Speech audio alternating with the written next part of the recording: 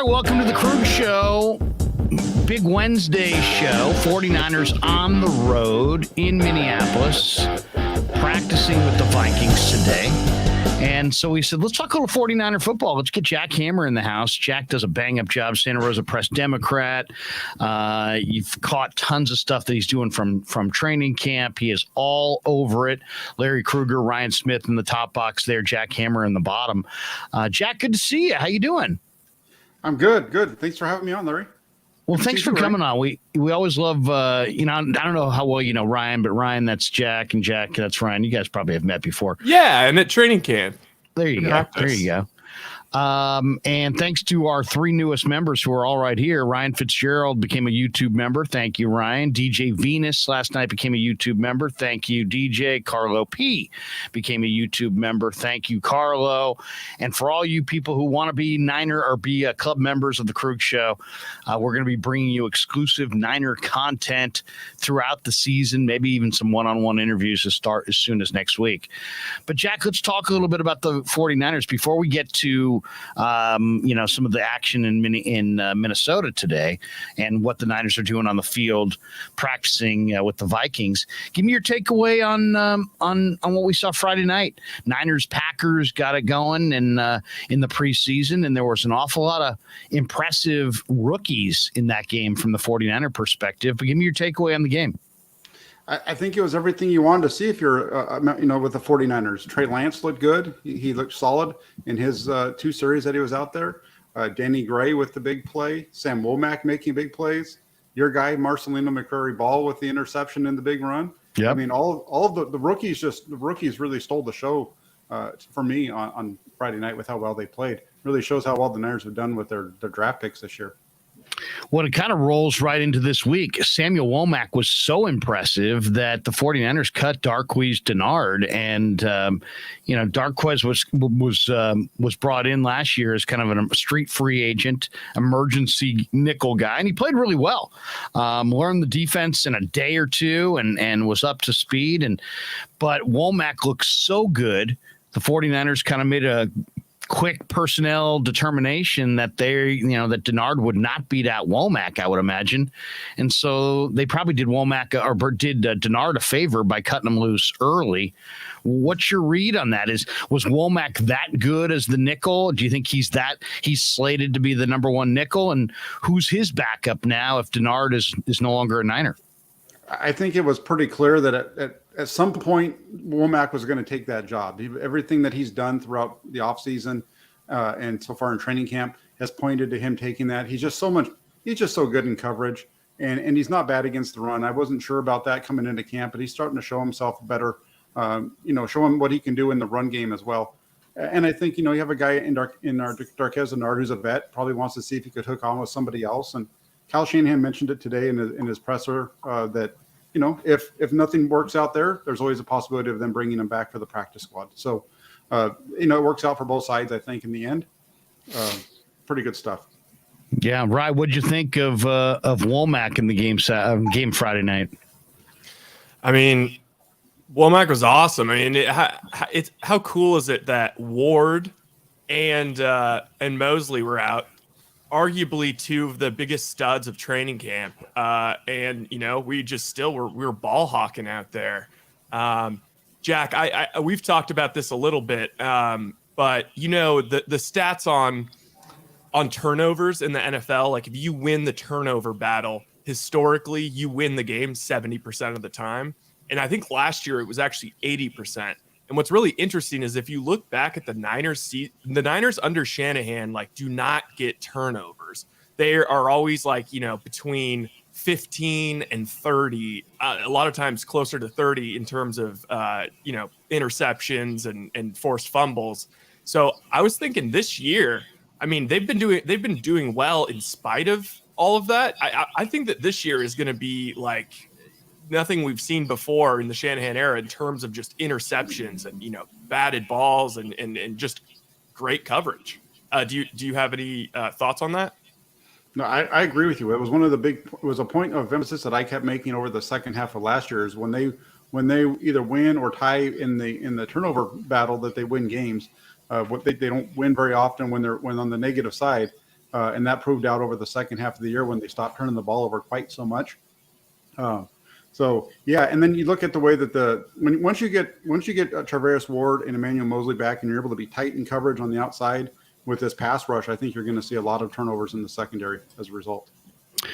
Now we're going to put up in the background just some B-roll from camps, those people who haven't been out to training camp. Now, this is not from Minneapolis. This is not from Niners Vikings. This is from last week. But just a little B-roll for some of you who want to check out the Niners in practice as we break it all down. Trey Lance, according to the reports I'm reading, and I'm always hesitant to even talk about this because I'm quoting stats that I put very little credence in. You know what I mean? But Trey Lance, according to what I'm reading, completed 11 of 16 passes today against the Vikings. He had a 30-yard completion to Deebo Samuel on what was they termed a 4th and 10 play in the team session, or the team part of the practice. We also saw Lance go down the field to Danny Gray, who just ran right on by Patrick Peterson. I mean, if you want to see Danny Gray's 4.2 speed on full display, watch that highlight. Most people had it from the far field. They were, he was on the far field on the near sideline, and he just ate up the ground on Peterson, and Lance hit him for a touchdown. Gray is, it obviously gives the 49ers an element they have not had. I mean, they've had some fast guys. They haven't had anybody like, 4.25, which essentially is what the guy plays to on the football field. He ran 4.33 for the stopwatch, but man, he's sub 4.3 clearly when you watch him on the field. What do you think of the impact of, the one big takeaway from that first preseason game was the Niners with McLeod and Gray are a lot more dynamic, and they're a lot more they're probably a scarier team to defend now with Trey Lance and these two speed elements than they were a year ago. No, they definitely are. They definitely have that downfield element. They even have it with Brandon Ayuk as well. I think we'll see him be involved with that as also. No, they definitely have that downfield thing, and we've now seen 2 deep balls from Lance to Gray in the last week, Friday night against the Packers, and then the one today. And my takeaway is that if Gray gets a free release off the line and isn't held downfield, I don't think Trey Lance can overthrow him. The guy's just so fast. Yeah, no, incredible. Right. I mean, we haven't seen the 49ers with this kind of vertical speed, and now they got a quarterback with the arm to challenge down the field. It's just going to put that much more pressure on defense, as you would think. Oh, absolutely. And, 49ers Shaolin Style X says Marquise Goodwin was faster. Marquise Goodwin was technically faster than Tyreek Hill as well, if you just want to go by track speed. But you cannot tell me that he is faster than Tyreek Hill on the field. And you honestly can't tell me that he's faster than Danny Gray on the field. And just, Jack, I think you probably would agree. One of the biggest takeaways we keep talking about from training camp is, Trey's deep ball is pretty damn accurate. He's letting that thing launch to the boundary, and it's right there. It's either getting broken up at the last second, or he's putting it right on the money, and it's just really exciting because it's a little. I said it's a little like Happy Gilmore. Like he's got the unbelievable drive, right? He's got the unbelievable deep ball and raw throwing power. And then he's got to just, get the quick completions down, and that's going to come. So, yeah, I'm just so excited to see this offense with Danny Gray and Ayuk and Deebo and Kittle. I mean, seriously. We went to this event Sunday night, Jack, for the 49er Foundation, and they raised like $750,000 for, Bay Area youth. It was really awesome, that they could put together that kind of money and that kind of generate those kinds of donations. But it just shows how the 49ers are viewed in the community. Eric Armstead was the key speaker, but all the players attended. And Ryan and I just happened to be sitting at a table right next to Robert Kemdiche, who proceeded to heckle Eric Armstead throughout the thing. Armstead even referenced him a couple times. Well, Robert Kemdiche, we barely knew you. The 49ers cut him loose. How big of a surprise is that? Were you anticipating Kemdiche being cut loose? Is it about what he did or didn't do? Is it about other guys getting healthy? What do you think of that transaction? I didn't think that Kimdichie was going to make the roster. He was a late addition. The 49ers are really deep along the defensive line. So I wasn't expecting him to be a guy that was going to make the final roster. But he did look good in camp. And that just shows how deep this team is, that a guy like Robert Kimdichie can be let go in the first round of cuts. It's the 49ers, defensive interior all the way across that defensive line, just so strong. Bringing a guy at the last minute like that, it's going to make it be really tough for him to make the roster. So I guess now, because they've got Givens and Ridgeway, and does that mean that are we going to see Kalia Davis? Does that mean Akeem Spence makes the team, or do you think they go heavy on the defensive end and let Kerry Hyder play?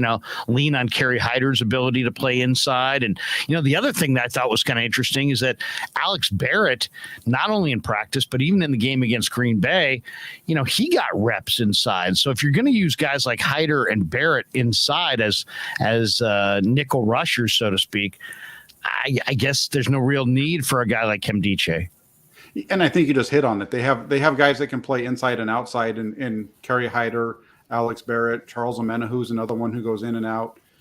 They've even done some stuff with Drake Jackson, lining him up inside in pass rushing situations. So, I don't think they need to have an overabundance of interior guys. They just really need to have about 3 or 4 that are solid, really 4. So you have one extra, because one guy gets down and the next guy is right on the there. So you don't need more. And they had just a glut of those guys in camp, and it's going to get thinned out a little bit more. But this defensive line has a lot of versatility across the board.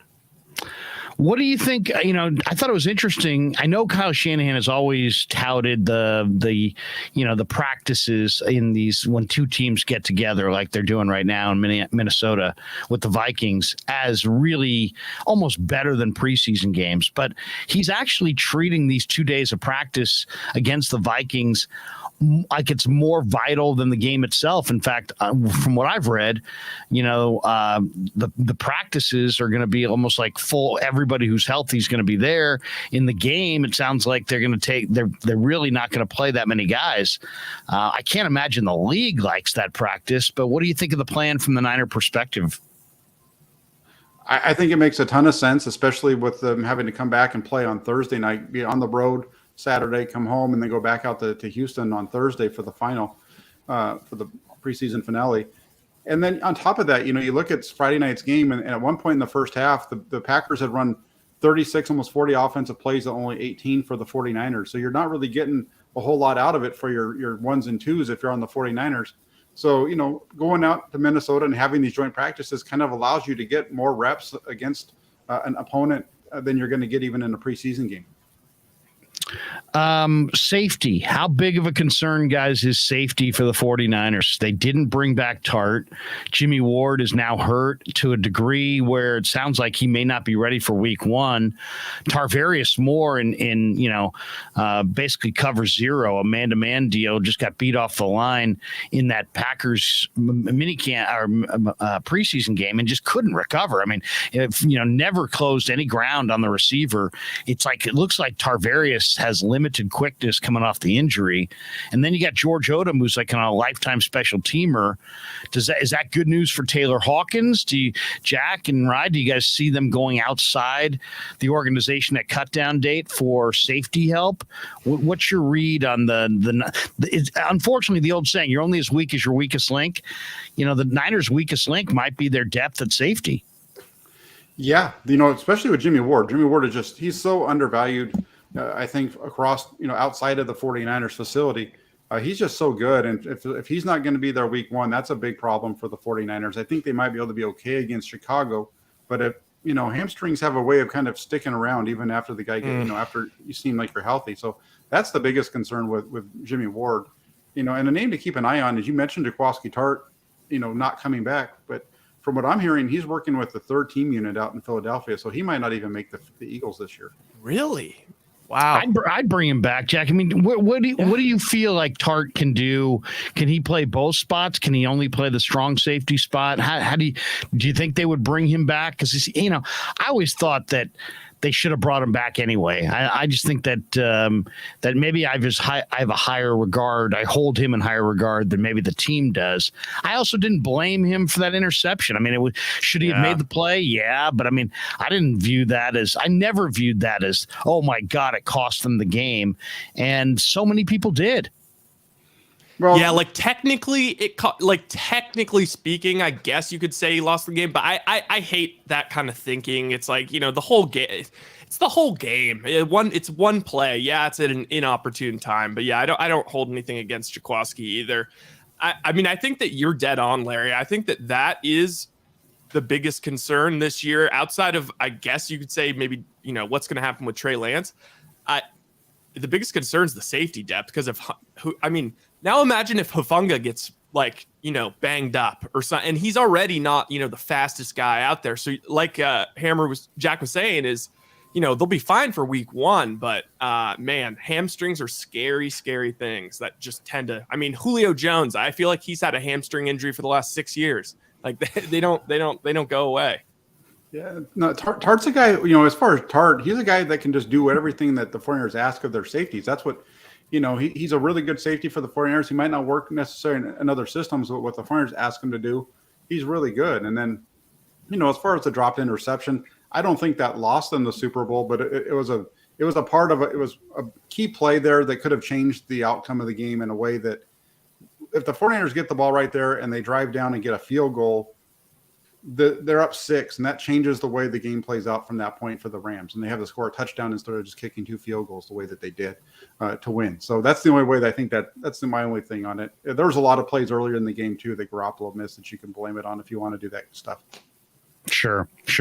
All I look at is that, the Niners had 2 full offensive possessions and did not pick up a first down in either possession. So we can bang on Jaworski, and he should have made the play. The other thing is, when a guy owns it, it's time to stop banging on him. This guy went to the podium. He didn't dodge. He wasn't like LeBron James, who doesn't, has a bad game and doesn't even show up for the post-game press conference. Yeah, suddenly he's taking off and he's AWOL. This guy owned it, man. He owned it in the moment, and he was very accountable, and he should have made the play. He should have made the play, but the hands are not his strength. Let's talk backup quarterback. Who impressed you more Friday night, Sudfeld or Purdy? I think they both kind of showed what they've been doing throughout training camp, is the way that they played. I've been impressed with Nate Sudfeld as the backup quarterback. He's a guy who comes in, doesn't usually. He's going to be efficient. Every once in a while, he's going to take the top off the defense, but for the most part, he's going to get you the easy yards underneath and kind of just try to move the sticks that way, not screw up. And I think Purdy's coming along. I think Purdy doesn't have the arm strength of Nate Sudfeld, but he has enough arm to get almost all the throws there. He's a solid guy that I think could be, a good backup to Trey Lance for the long term. How about you, Ryan? Did you have a pick between Sudfeld and Purdy who you thought looked better Friday night? Yeah, it's just tough because it's like, who are they going against? I thought they both looked good. My feeling on it is they're going to keep Sudfeld as the backup because they paid him, and then I think they're pretty safe to leave. I like Purdy, but I think they're safe to leave Purdy on the practice squad, and I really don't think he'll get picked up by anybody else. And then maybe throughout the course of the season, maybe that changes, but that's kind of my feeling. Let's jump to the rest of the backfield. We've yet to really see Elijah Mitchell in a game, but man, this is a loaded position. There's Jeff Wilson, there's Trey Sermon, there's Ty Davis Price, Jermichael Hasty, Jordan Mason. What do you think, Jack? Who's the number one for sure? Is it Mitchell? Undoubtedly. Do you think it's a committee deal all year? Jeff Wilson has looked tremendous to me. I thought Ty Davis Price was really an arm tackle away from about a 65-yard cutback run in that game against the Packers. Jermichael Hasty does some really good things, and then he also does some bad things. And Trey Sermon looks a little bit better to me than he did a year ago. Mason looked good in the second half. How do you see the running back picture kind of coming together? I think it's going to be, Mitchell, I think, is number one. And Davis Price is going to make this roster. I think Sermon's going to make it as well. I think he's better. He's coming along. I think he's better than he was a year ago right now. The Ty Davis Price, I wasn't really impressed with the way that he ran on Friday night. For a guy who runs with physicality and was talking about wanting to finish off runs, I saw a guy that was dancing way too much instead of hitting the hole. I just didn't see it from him, at least on Friday night. And I know I've seen better from him in training camp, so we'll see what happens against the Vikings, because I think we'll see him this week.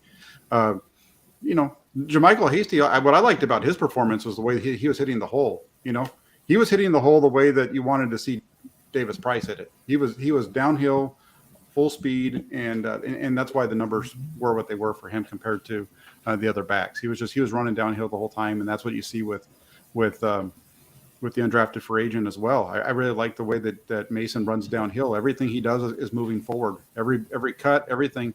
There's never a lateral movement with him. It's always downhill. Yeah, I've been so impressed by Mason. His balance is phenomenal. He looks really comfortable catching balls out of the backfield. And, the one thing because Ty Davis Price, he looks good, and at times he's tantalizing. But then there's times where it's like, maybe I can't tell if it's his balance or if it's just, instincts getting to the hole. I'm not sure, but Mason for some reason, I feel like Mason is going to be the guy that like people are going to be calling for like come week 5, like, because he's going to get, 1 or 2 plays and he's going to bust them for a bunch of yards. So I think Mitchell's undoubtedly the one. My biggest question mark is Trey Sermon. I'm just so confused by him because I do think he's good, but then I don't know. I mean, maybe he's just not built for this offense. I think he is. I think he's built for where they're going with it. At least some of what we saw on Sunday and Monday with the option stuff that they were doing. I think that between the tackle stuff suits him fine. I think on Friday he played better than his numbers show. He had one run where Mike McGlinchey gets beat, just doesn't get to the inside linebacker in time, and then the other one that's a negative run. You have Justin School getting driven back, and there's nowhere for him to go because the play side is pushed back and the backside's pushed back as well. There's just nowhere for him to go on that one. There's so many talented backs here that, makes you wonder if they'll make a trade, because it seems like all these guys are too good to cut. And yet there might be somebody out there that would give you a day 3 pick for one of those backs. What'd you think of the announcement today that Nick Zakelj is taking some reps at center? You got Jake Brendel, you got Brunskill. Brunskill's now dinged up. I thought Banks and Burford, I know Burford, some people thought Burford didn't look great in the game, but I mean, I like what I've seen out of Burford in camp. I liked what I saw out of Banks in the game. So I feel better about the guards, but I like Jason Poe, and I thought maybe they'd put Poe at center for some reps, but it sounds like Zakelj in Minnesota has been working at center. What's your feeling on the interior of the offensive line at this point? I think they're doing pretty good. The Zakelj thing is something that was mentioned way back around the time of the draft when they picked him up. I think they were asked about that, and they said that he could potentially get some stuff in center. I don't know I can't remember if that was something that I remember hearing from the team or if it was just conjecture. But that was something I was kind of expecting to keep an eye out for. And so it's interesting that it didn't happen until this week. But I think the interior of the offensive line looked good on Friday, and that they're coming together. And it really helps when you've got, Trent Williams out there. That helps Aaron Banks out quite a bit, and Mike McGlinchey when he's over there helping out Spencer Burford as well. I think that interior looked good. I had one rep where I thought he gave up pressure, but then you keep watching it over and over again, and it's really not. That's the play that when Lance scrambles, his guy gets a little inside of him. But he does a good job of recovering and runs him past the quarterback, and then the quarterback does a really nice job of moving his feet. That's the beauty of having a quarterback that can actually move instead of a statue. I'll say this. I think that center spot's wide open. I really do. And I know they've talked about Brendel and Brunskill's the veteran. But I think if one of these young guys really shows potential, I would not be surprised if they threw him there. Why? Because they seem like they've already kind of addressed the fact that they don't put a lot of pressure on their center, as far as, making all the calls, and they feel like a young player could survive there. And I don't know. I watched Zakel and Poe and their ability to give you a little pop in the run game and hold off those incredibly strong defensive tackles. And I think they might be better options, to be honest, than Brunskill or Brendel. We'll see as time goes on. One guy that I want to get your guys' thoughts on that I've seen this guy mentioned as, wow, he looks great, and what a find, what a pickup, what a free agent steal. And then I've seen other people put together their 53-man roster and have this guy cut, and that's Kamoko Turay, the former Indianapolis Colt. I think it was a day 2 pick. And I thought Trey in practice impressed me. And then in the game, he's a little undersized as a 4-3 defensive end, but he doesn't play undersized. In fact, I thought he was really strong against the run and very decisive. Like, he sees it. He reads plays. That short yardage 3rd and 2 play in the first quarter where he just dipped his shoulder and blew that play up. And he did that a couple times. Where are you guys on Kamoko Turay and is he going to make this team? Is he not going to make this team? It seems like opinions on him are all over the board. I think he's doing really well. The points that you just made as far as what he did in the game on against the run. That's you need to have a defensive end that can do those kind of things. And he's good against the pass too. As a pass rusher, he doesn't have the bend of a but nobody really has the bend of Drake Jackson, right? He doesn't have that ability to bend the edge. But again, nobody does, other than maybe Nick Bosa. But he's got the speed to get around him. But he has a really good counter move off of that, which is a spin. And the only guy that's been able to stop him on that spin move has been Trent Williams. Other than that, the other guys that try to block him when he uses his inside spin move is he's just almost untouchable and getting to the quarterback every time. So I think he's right there on the edge of making the roster. I think he's a solid player, and he's going to help him out in special teams too if he's on the roster. What do you think of Turay? I guess I sort of just assumed he was going to make the roster. I actually didn't even know that he was, I hadn't heheard the chatter of him getting cut, but I fully expect him to make the roster and actually have a decent impact this year. I mean, there's no indications that he wouldn't make it. He's been really good in practice. He's really active. He's an edge rusher, but he seems to have good instincts for the run game. So he at least sees it. I'd be surprised if they got him on a very favorable deal, so they could cut him loose and it wouldn't be a big penalty on him. But I just can't see it happening. But they're so loaded up front. One guy who just lit up the interview room this week was Marcelino McCrary-Ball. And when you go look at this kid, he had the ACL, in college, but man, he runs 4.5. There's no signs of any kind of movement deficiency. He used to play safety. He's got great enthusiasm, but this is also an incredibly deep linebacker core.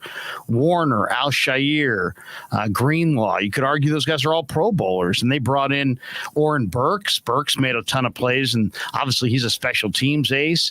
Curtis Robinson is a valuable special team linebacker as well. You got Flanagan Foles, who knows this system. He's been good this summer.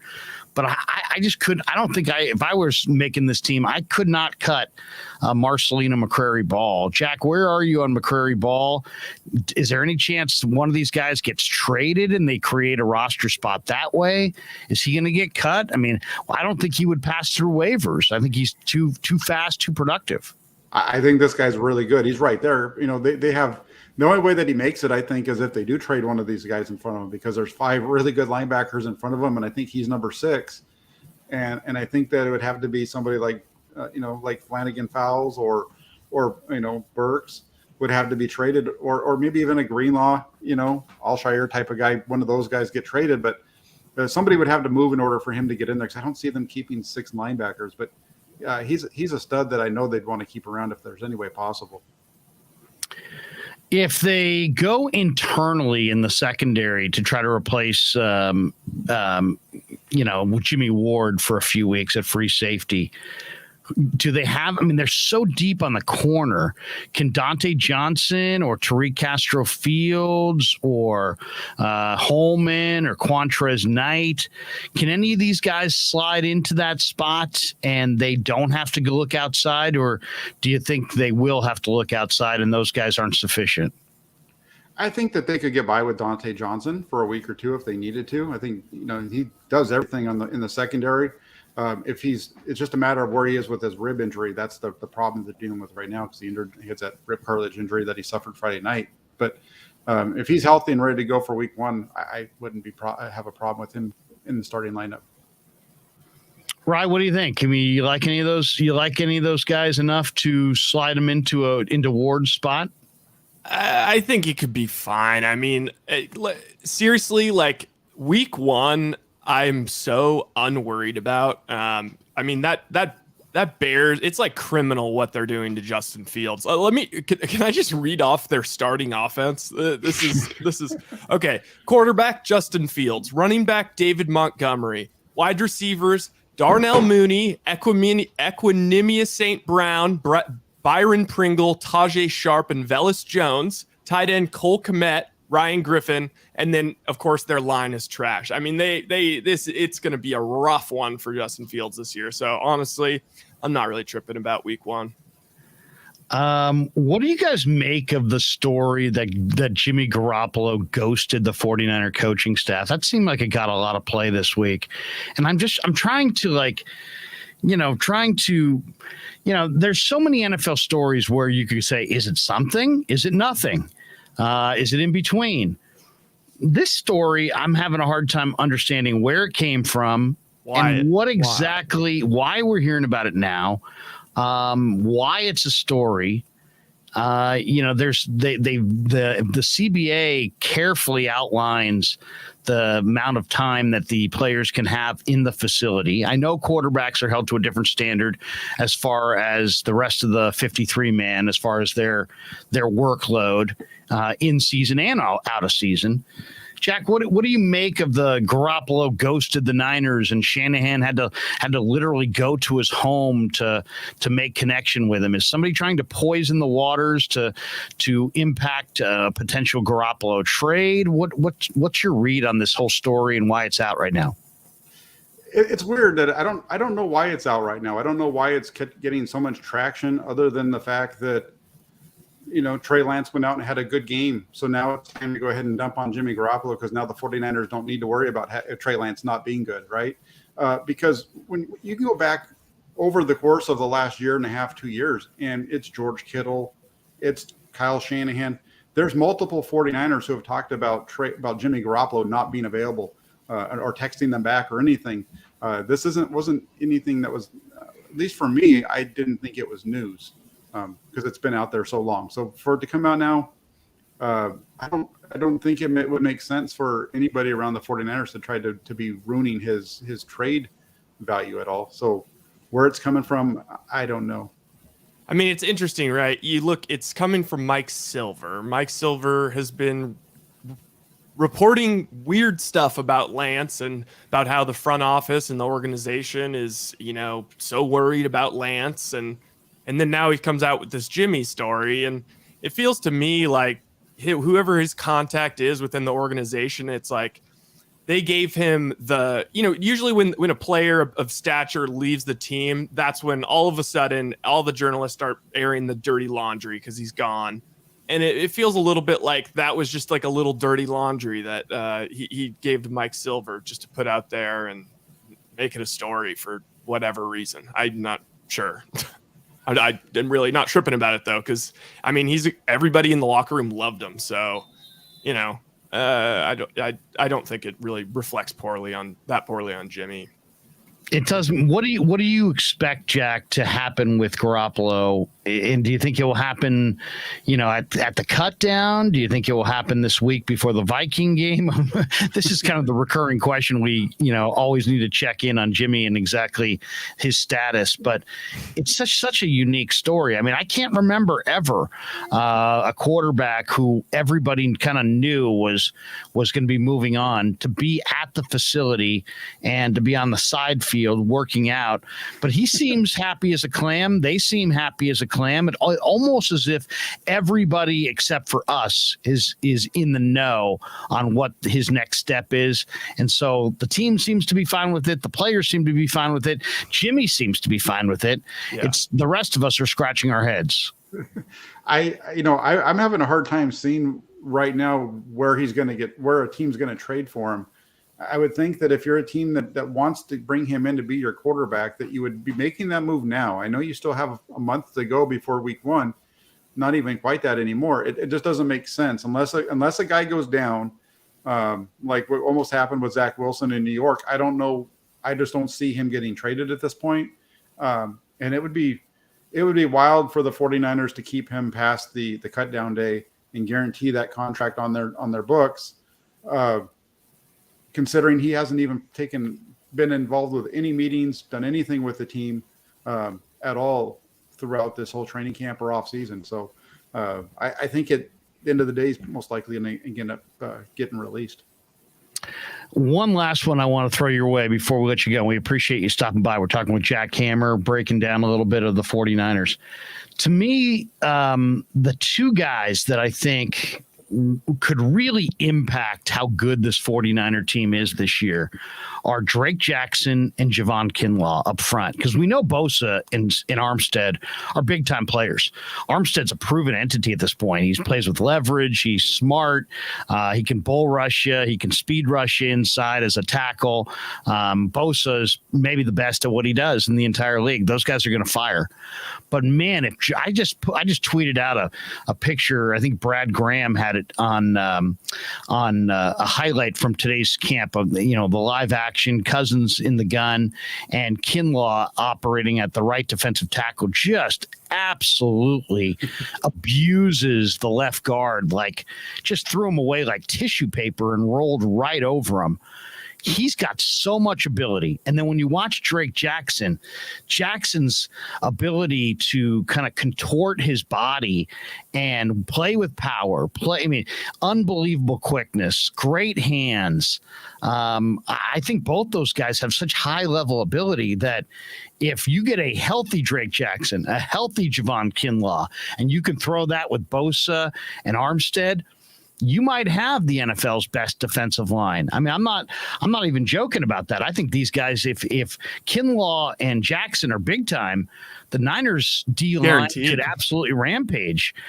Give me your thoughts on what you're seeing from Kinlaw, what you're seeing from Jackson, and how do you kind of crystallize what their season's going to look like ahead? The whole thing with Kinlaw is that he needs to stay low, and that we saw that in that video today that pad Brad, level. Yeah, that pad level. If his pad level's down, he's just so strong, and he got up underneath that guy's shoulder pads today and just lifted him and put him on his back. That's fantastic stuff. And if he does that, if he can do that, if he can continually do that, he's going to be very good.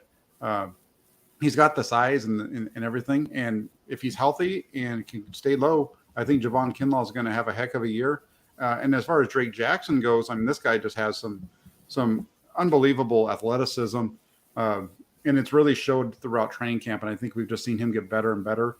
The play that he made on Friday night on the rollout when Love's rolling out to his right and he overruns it, but he's able to come back and still get there to hit that, get his hands on that ball. That was a really nice play. He's going to be a player for the 49ers. They're lucky to have been able to get him where they did. I cannot believe how good he looks because at the start of camp, I was sort of like, oh, he kind of looks like, you can see he's raw and he's got, he's got talent, but his moves are a little clumsy and it seemed like maybe he wasn't quite sure where he was going, but he seems like just a hardworking, great kid. And ever since he put the pads on, he's been so good, so much better than I would have expected. And he looked great in that game. And it's his sort of athleticism. I don't know if this is a great comp, but it kind of reminded me a little bit of Max Crosby, watching Max Crosby be such a freak last year and like chasing after Lamar Jackson and just like a freak athlete on the edge. And I feel like that's what Drake Jackson's going to be. So thank God they picked him. One last question for both you guys. But first, let's pay the bills on the Krueg Show. Larry Krueger here for Telmetrics. Thanks to Casey Bateman and the good people at Telmetrics. If you're an occupational therapist, if you're an orthopedic surgeon, a chiropractor, a physical therapist of any kind, Telmetrics is designed for you to use in your practice and will greatly benefit your patients. Telmetrics uses computer vision and artificial intelligence and provides a platform for outpatient rehab therapy services, both in the clinical and the telehealth telehealth environments. So using Telemetrics can improve your patient's experience and much more. So for all your sports injury needs, or if you're a physical rehabilitation specialist of any kind, make sure you use telemetrics.co, TELMETRIX.co. And thanks to Casey Bateman and all the good people at Telemetrics for being a proud sponsor of the Krueg. I'd like to thank our sponsor, Dan Coach Emilio. Dan is a buddy, and he is a phenomenal retirement planning specialist. And you can contact him today at securemoney.com or at his number 925-628-9966. There's a lot of uncertainty in our world right now, and you want to make sure that your money is secure. That is the key. Danny's got 25 years of experience, born and raised right here in the Bay Area, and he can help you get an immediate 10% premium bonus on your principal retirement account. So give him a call, 925-628-9966. He'll make an appointment with you, and you can sit down. It's not a one-size-fits-all kind of a deal. He'll consult with you and come up with a strategy to get you going to where you want to be. Once again, 925-628-9966, securemoney.com on the web. And thanks to Dan.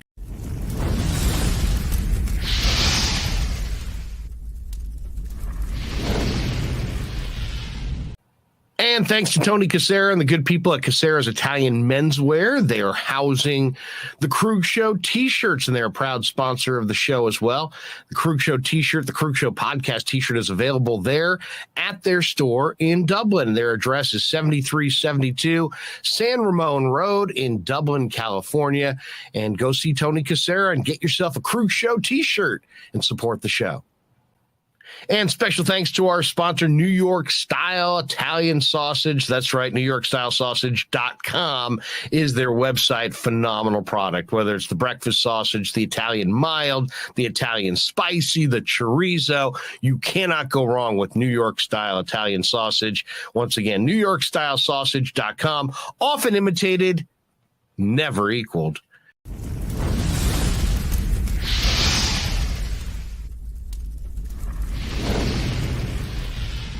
So New York Style Sausage was started over 7 years ago.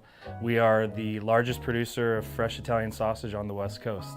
What makes our sausage in New York style is really the recipe came from back east, from New York, from Connecticut. If you look at all of our labels, there's maximum 4 or 5 ingredients, which we're really proud of. There's no preservatives, no MSG, fresh in, fresh out. The pork comes in fresh, goes out fresh. There's never any freezing throughout the process. We've always used fine quality cuts. We're never going to deter from that. It's one of the reasons why our sausage is so good. I guarantee you put our sausage up against anybody else's from a flavor standpoint, no one will beat it, hands down. And do yourself a favor and do me a favor. Go buy a package of the New York Style Italian sausage. Guaranteed you will love it. Guaranteed.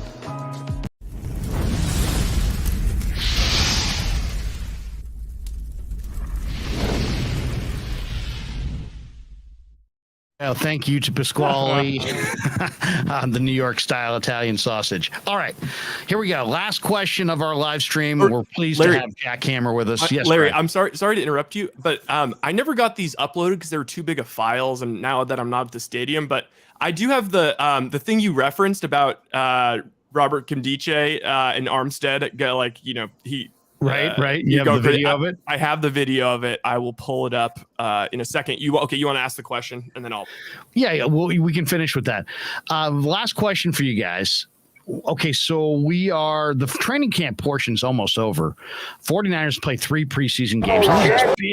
There's this big period of time between that last preseason game and then week 1 at Soldier Field against the Bears.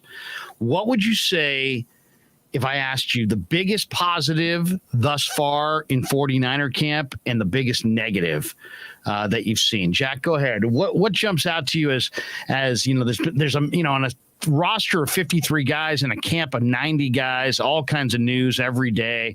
There's positives, there's negatives. Some things mean a lot, some things mean very little. And it's kind of up to us and the Niner fans to kind of decipher which is which. What's the biggest positive from Niner camp, the biggest negative? I think the biggest positive is the way that the defense is played when they've all been healthy. What Charvarius Ward brings to that defense is exactly what the 49ers needed to take another step. I think Trey Lance is the easy one because of what he's done, and I could go that way too. But I think Charvarius Ward and how tight that secondary is going to be able to play if he and Emmanuel Mosley are on the field together. I think that's the biggest takeaway right now for me. And is there a negative? Is there a negative story that you're like, man, this is kind of the one thing that does not bode well for what lies ahead? Oh, I think it stays right there is those injuries that they're having in the secondary, because they don't have depth that looks good behind them. I mean, they brought in the veteran. I'm blanking on his name right now. Number 14. They brought him in about a week ago, and he's already now their top backup behind Ward and Mosley. And so that I think is the biggest concern, because Ambry Thomas can't cover anything right now. And you watch the video of those guys in one-on-ones today from Minnesota, and they're just grabbing and trying to hold on for dear life. Yeah, I honestly don't. What would you say? What's your biggest positive, biggest negative?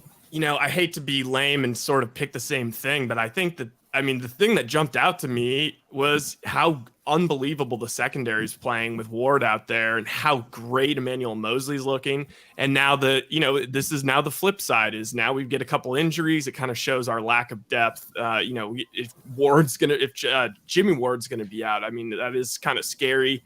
I'll say that, Trey Sermon, I'm going to just say Trey Sermon, I don't know. He for some reason, I want him to be so good. And for some reason, he's not really doing it for me. I know that's not a great pick. And also maybe a little bit of, I would have liked to see maybe a little bit more of a connection between Trey and Debo in camp. That's a total nitpick. But, another positive would be how great his connection with Ayuk's been. His connection with Ayuk's been unbelievable. So, that's I guess my answers. I'll say my biggest positive is just the explosive nature of their downfield passing game. Jimmy Garoppolo completed 16% of his passes. They went 30 plus yards down the field. I think Trey Lance has already kind of showed that, man, he's got that down the field ball, and now he's got some weapons. You're going to have to defend every blade of grass on the field with a guy like Danny Gray and McLeod, Ray McLeod the third out there. They haven't had a real legit deep threat, and they haven't had a legit deep thrower. Now they've got both. So I think it creates a ton of space, and I think that's the overwhelming positive. My overwhelming negative is a story that nobody has talked about at all about, and that is that in the NFL, one of the more chic things in the NFL is to go with your 2 tight end set. And I just think the 49ers are a 1 tight end football team. They've got George Kittle. Charlie Warner gives you a little effort in the blocking game, in the run game as a blocker. Tyler Kroft hasn't jumped out to me. Ross Dwelly has got major issues as far as strength. Tanner Hudson, Fumagalli, and then Jordan Matthews got injured. Jordan Matthews got injured. I just think that second tight end is not just like a guy in the NFL. The second tight end, for a lot of teams, plays a lot. And then you think of Kittle and how he always brings on contact, and if he can run around or through, he'd rather run through. Well, that leads to injuries. I don't like how thin they are at tight end, especially because I look at them as, if you said let's be real frank about the tight end spot. What do they got? They got a 1 in Kittle, who's a true 1. And then I think Warner's a 3. I think Kroft is barely a 3. I think Dwelly's barely a 3. I think the other guys are practice squad talents. I don't think they've got anything that approaches a number 2 tight end. And that is a concern to me, because I think the double tight end set, in theory, is something that you want to at least have at your disposal. I don't, maybe if everybody's healthy and they get the right situation, and they could get a little use out of their second and third tight ends, but they're probably going to devote 3 roster spots to this position, I would guess. And I only see really 1 true NFL difference maker. Everybody else seems like just a guy. So that would be my concern. Jack, do you have any concern at tight end behind Kittle? No, that's a really good point. Is I think you're right on the money there. They don't really have anybody that jumps out behind Kittle at tight end. All those guys are just kind of guys. I've been saying this for a while, and I still think it's going to come to fruition to an extent is we're going to see Juwan Jennings kind of be that guy. He's going to be a receiver, but he's going to be that bigger guy that's going to be lined up in the slot that they're going to use to block in the way that they usually use tight end too. Remember one last thing on that. They got rid of the fullback this week, Josh Hokett. Right. They have no backup fullback either. Yeah. So I think you're going to see a lot of Ross Dwelly at fullback on Saturday night, or one of those tight ends at fullback, because they don't have anybody else to do it. It's going to have to be one of those tight ends. That's an interesting call. And Larry, I think that is such a good point, because seriously, if you go back and watch that tape in Lance's first game in Arizona, I think that a massive part of the struggles was not having Kittle out there. And I believe it was Dwelly, and he was just got his ass kicked, man. You said thin at tight end, and quite literally, he's a little too thin at tight end. And you can tell Shanahan wants to have a second tight end incorporated. He how many times, we've heard, when Austin Hooper, it was oh, they're going after Austin Hooper. There's been a lot of trade rumors to get that second tight end. And you know what I'll say as a fantasy football recommendation, Kittle is an excellent player, and I think he's going to have a hell of a year. But I would say maybe avoid Kittle this year in fantasy, because I think he's going to have to do so much dirty work. I think that his receiving numbers are going to be a little down. Interesting. Jay Tan in the chat says Cleveland Browns' second tight end, by the way, is Harrison Bryant, who will be a nice player. This is kind of interesting, too. 49er Shaolin _ Style X. 49er, we need to work on that handle. It's a little too wordy there, but he says Poe at fullback. Yeah, I would not be surprised if Poe. I would keep Poe, keep that extra offensive lineman, and use him as your short yardage backup fullback. Who knows? I mean, to me, Poe looks like a guy who can move people in the run game, and he may not earn a roster spot at an offensive line that's maybe a little bit deeper, but maybe if you could justify keeping a roster spot for him, if he is indeed, a backup lineman / backup fullback / inline tight end in a pinch. I mean, I don't know. If Poe could man a few of those spots, maybe they could carry him as a developmental offensive lineman and not put him on the practice squad. We'll see. I'd love that. Okay, yeah. I'll fire this video. Oh, yeah, let's see it. I'm going to have to try and skip to the right portion. Mine.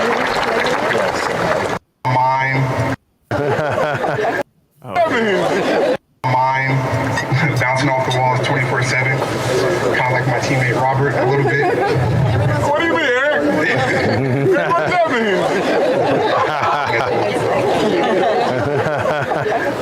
But those are good characteristics. Okay, it was kind of lame, but I just, I wanted to show off the access a little. Yeah, Eric Armstead referencing Kemdiche and Kemdiche kind of heckling. I don't know. I get the feeling that Kemdiche may be a handful in a meeting. Yeah. You know what I mean? He may be a handful to deal with, and maybe that has a factor as well. Because when you watch him move, and you look at 295 and a guy who moves almost like a linebacker at that size, you can see why he was one of the highest rated recruits in the history of Ole Miss football. I mean, he's a big time athlete, and I think maybe his other attributes maybe are preventing him from having true career advancement, but that's just a guess. Jack, what are you working on for people following you in the Santa Rosa Press Democrat, following you on Twitter? What do you got going this week leading into the game Niners Vikings on Saturday? Yeah, I'm following along with what's happening out in Minnesota, so I'll probably have a write-up tomorrow on kind of how some takeaways from both days of practice, just from afar. And then we'll get something to get everybody ready for the game on Saturday, and then we'll have a live blog taking place throughout the game over at the PD. Sounds great, man. Love your work, man. You do an incredible job. Everybody go follow awesome. Jack Hammer. He's blowing up in basically every platform there is. And if there is a most diligent 49er media person, it's Jack Hammer. You work incredibly hard at this, man. I really appreciate your work. So, so good. Thanks for stopping by on the Krueg Show. Onward and upward. And Larry, yeah. I have a video to play us out on also. Okay, well, go ahead. What do you got? Drinking on the job. Ollie, to you, buddy. To you, buddy. Cheers. Cheers, mate. Cheers, mate. Yeah, never met a man I've been scared of. Careful, you gon' get exactly what you asked for. Careful, whatever you bring me getting handled. I answer to no one, I don't need to hassle. Yeah. We ain't never fall back.